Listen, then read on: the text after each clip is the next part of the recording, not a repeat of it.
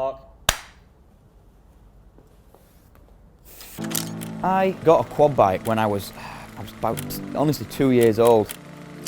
A bike progressed. I got a bigger bike when I was 5 or 6, and a bigger bike, and then about 8 years old I started racing motocross. I did my first TT in the Isle of Man when I was 18 years old. I was the youngest ever competitor to race for the Isle of Man. There's nothing else that I want to do. I've tried it. I've tried going kayaking, and I've tried doing this and mountain biking and whatnot, and a couple of months later, bikes sold on Facebook Marketplace, and I'm, Dad, can we go racing again? I'm no different to anyone else. I get up in the morning, have a shower, brush my teeth. I have a shop, I have a cafe, and I go and run that as a day-to-day job. That's what I do. I get up and go to work like everyone else. Yeah, I'm hard working. I have to pay my way for racing. It doesn't come free. And like I said, I've got a goal that I want to achieve, and you have to work 60-hour weeks so you can afford it. I've also been really lucky this year to have support from Luke.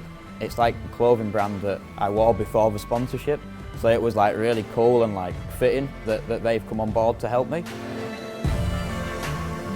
When you sat on a TT start line, you don't think of anything else. All you're thinking of is, within 10 seconds, you're doing 180 miles an hour.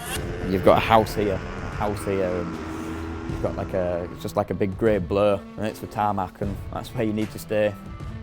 I've said it before, and I'll say it again. I think the fear of failing in motorsport for me is just a little bit bigger than the fear of what could happen. You get to do what most people will never ever do. You can do 200 miles an hour and close a public road, and that's your racetrack.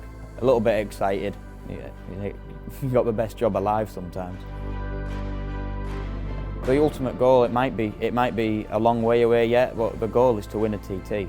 That might take me 10 years. You know, in my head, it's going to happen. Some people say I won't win a TT, but we'll see what happens.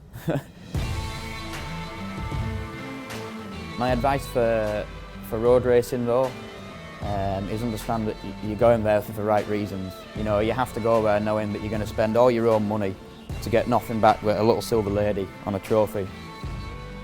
But that to me is worth more than money can buy, if you like.